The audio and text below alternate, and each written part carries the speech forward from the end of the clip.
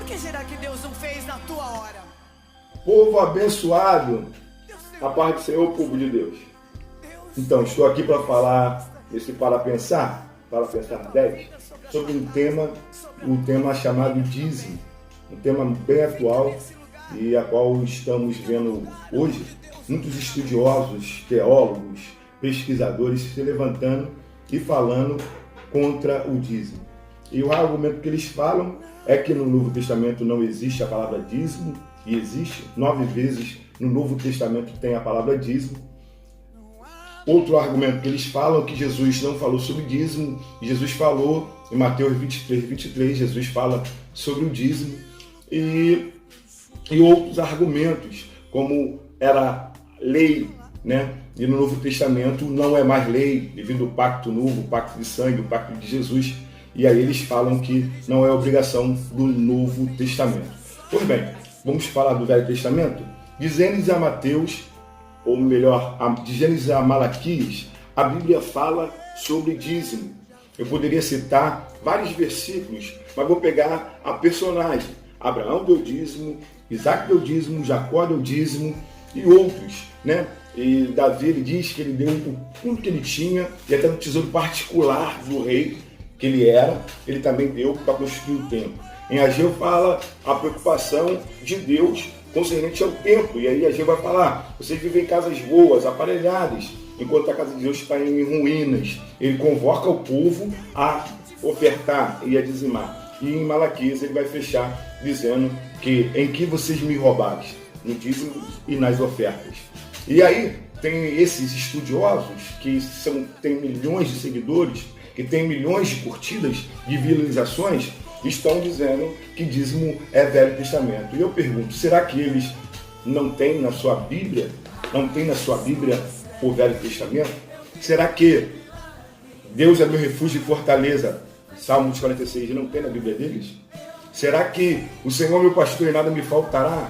Será que outros versículos chaves, que eu não vou citar porque são muitos, não tem na Bíblia deles? E é essa que é a minha pergunta. E concernente ao Novo Testamento, na Bíblia, 9 vezes, que é um dos argumentos que eles usam, é que no Novo Testamento não tem a palavra dízimo. E eu quero dizer aqui que tem 9 vezes no Novo Testamento a palavra dízimo. E o melhor deles é no Mateus 23, quando Deus fala com os escribas, os fariseus. Vocês, fariseus e escribas, vocês dão dízimo da hortelã, das sementes, de tudo, mas vocês não praticam o amor.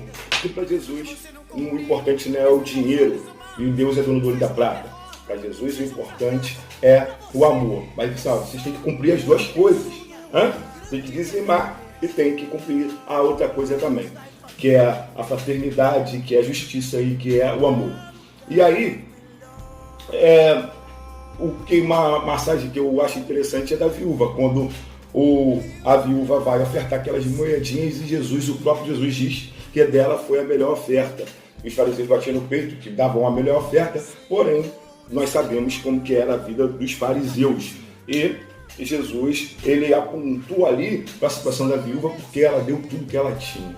Então, no Novo Testamento, eu acredito que, se for colocar em lei, era para dar 30 tiros, e é tipo isso aí, no caso da criação da igreja no livro de Atos, né?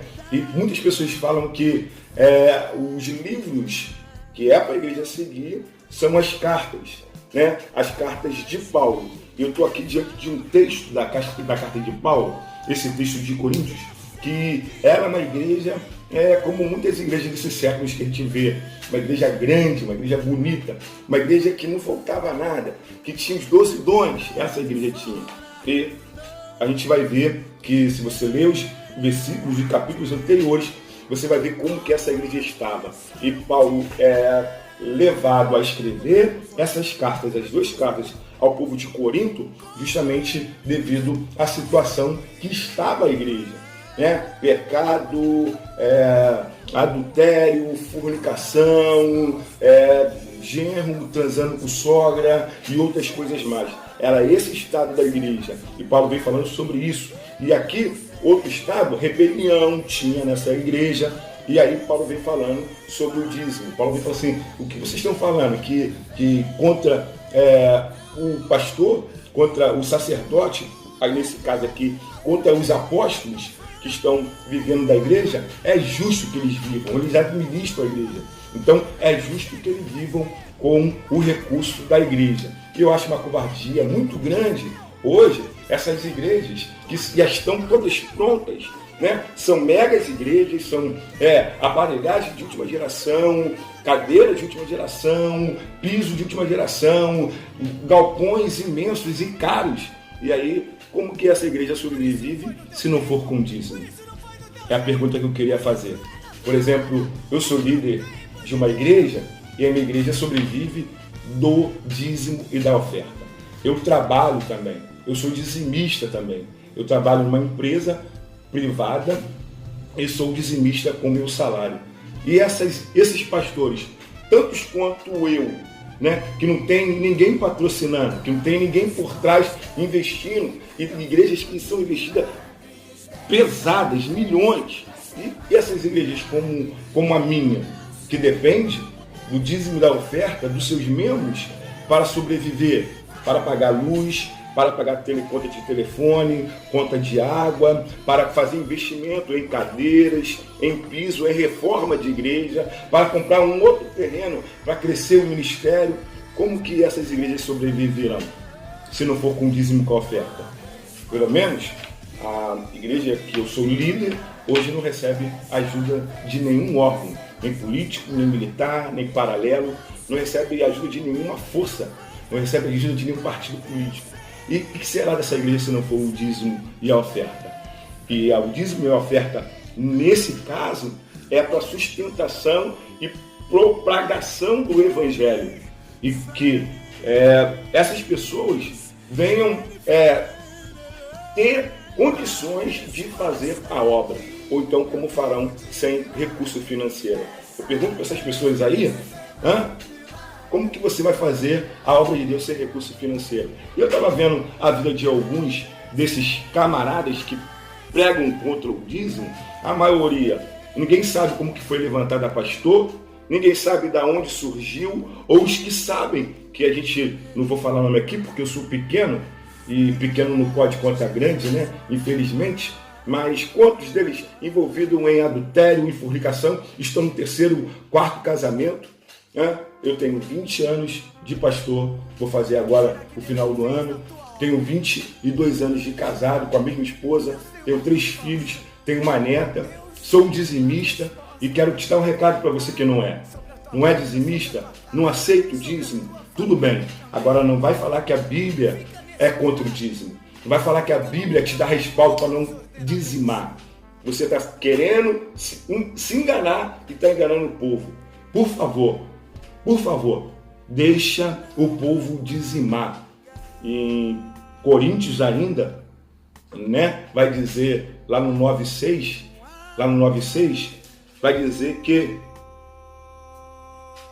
lá no 2 Coríntios, né, que a gente está aqui em primeiro, lá em 2 Coríntios 9:6, vai dizer que o que semeia pouco, colhe pouco, e o que semeia muito, colhe muito. Não é isso? Olha lá, e digo que o que semeia pouco, também ceifará. E o que semeia com abundância, em abundância ceifará. Irmão, não deixa ninguém te enganar não. Dê o dízimo, dê oferta. Invista no reino de Deus. Tem um montão de canalha, de pessoas que não valem nada, né? Querem se aproveitar do dinheiro da igreja. Invista, procure uma igreja séria, um homem de Deus sério, invista no reino de Deus, que você será abençoado grandemente. Invista no reino de Deus. O crescimento da igreja depende de dizimistas e de ofertantes. Então não deixa nada e nem ninguém de virtuar você de ser um dizimista e de viver as bênçãos de Deus na tua vida. Está aqui, Coríntios, carta de Coríntios, Novo Testamento, carta de Paulo, o maior evangelista que já houve na terra. Fica essa palavra, vem comigo, povo abençoado, não deixa ninguém te enganar não. Vem comigo, que Deus abençoe a tua vida em nome de Jesus.